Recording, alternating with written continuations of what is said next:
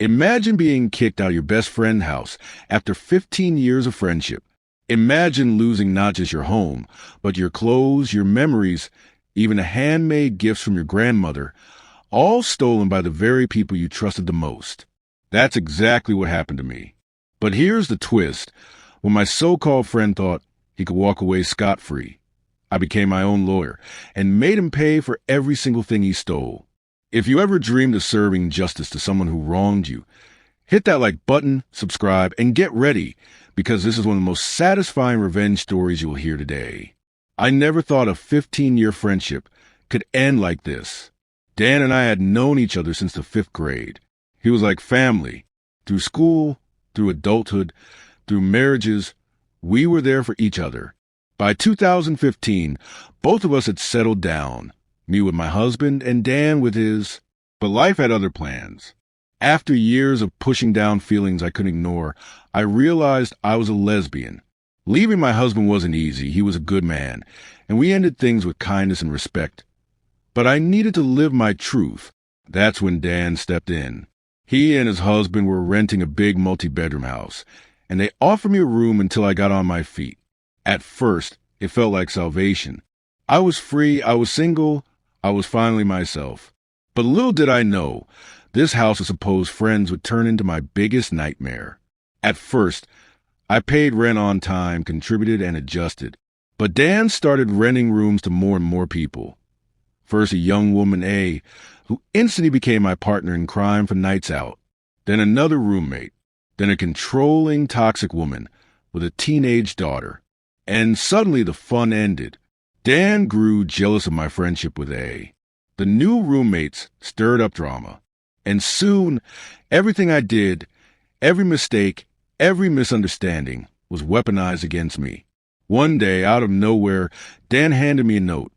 I had 5 days to move out. 5 days. After paying rent. After being promised stability. After trusting him as my best friend. I was disposable. I didn't know my rights. I didn't know that what he was doing was illegal. I just panicked. Thankfully, my dad swooped in like a knight in shining armor with his trailer and helped me move out. But not everything fit. Some of my belongings, clothes, vintage merchandise I sold online, even heirloom pieces from my grandmother, I had to leave in the garage temporarily. Dan's husband told me it was fine. I could come back for them. But when I returned, everything was gone.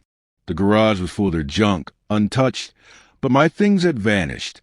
Even worse, when I looked on social media, there they were, photos of Dan wearing my clothes, his other roommates wearing my jackets, my shirts, even the birthday gift my sister gave me, and the heirloom clothing my grandmother had sewn, never seen again. My stomach dropped. 15 years of friendship reduced to theft, lies, and betrayal. And when I tried calling, Dan blocked me on everything. He was hiding, pretending I didn't exist. I was furious and heartbroken, and that's when I made a decision. If I couldn't get my friendship back, I was damn well going to get my justice. I didn't have money for a lawyer. I didn't even know where to start. But I had something stronger, determination. So I began researching tenant laws in Minnesota. And what I discovered lit a fire inside me. Dan had broken the law. You can't just kick someone out with 5 days' notice when they've been paying monthly rent. You must give at least 30 days. And you must safeguard their belongings for up to 90 days. Dan had not only broken the law, he'd laughed in its face. So I gathered every piece of evidence. Text messages, photos, proof that my stuff was missing, proof they were wearing it. I sent formal demand letters. They ignored me. Fine. If Dan wanted to ignore me, I'd see him in court. When the court date arrived, I was ready. I walked in alone, no lawyer, just me, my folders, my evidence, and my rage channeled into preparation. Dan didn't even bother showing up. The judge reviewed everything, the photos, the messages, the timeline, and then he ruled in my favor. I was awarded nearly $3,000. Victory.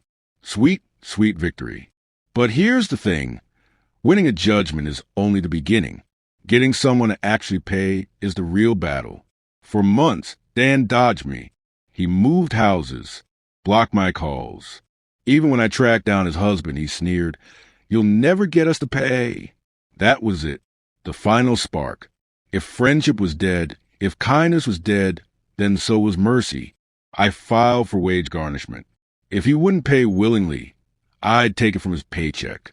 But every time I sent the documents, they came back undeliverable. Dan had disappeared, and without an address, I couldn't garnish a thing. Just when I was ready to give up, an angel appeared, an empathetic court clerk named Joan.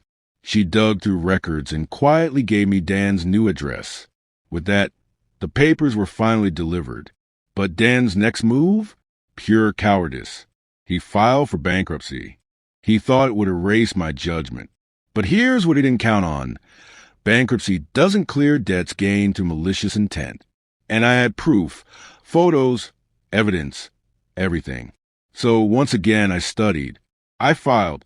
I prepared to take him on. Not in small claims court this time, but in bankruptcy court. On the day of the hearing, I walked in channeling Elle Woods, pencil skirt, determination, and every shred of confidence I could fake. Dan's face when he saw me? Priceless. He looked like he was going to collapse. His lawyer tried to scare me, spinning a ridiculous story that a landlord had cleaned out the garage and donated my things. I laughed in his face, because I had the evidence. Dan's lies were crumbling, and for the first time, he realized he wasn't in control. Before the judge even had to rule, Dan caved. His lawyer called me days later, desperate to settle.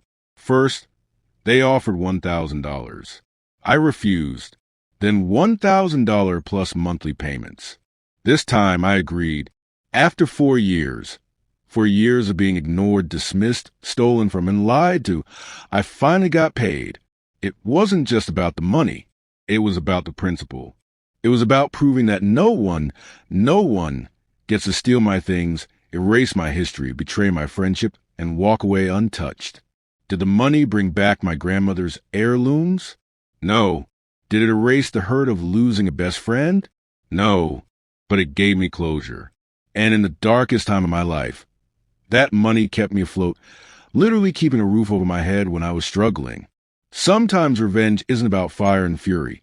It's about persistence, about refusing to be silenced, about standing up for yourself even when everyone tells you it's hopeless. And in the end, justice was mine. So, tell me, what would you have done in my shoes? Have you ever had to fight tooth and nail just to get back what was rightfully yours? Drop your story in the comments. I'd love to read it. And if this tale of sweet justice gave you chills, smash that like button. Subscribe for more and never forget, sometimes the best lawyer you can have is yourself.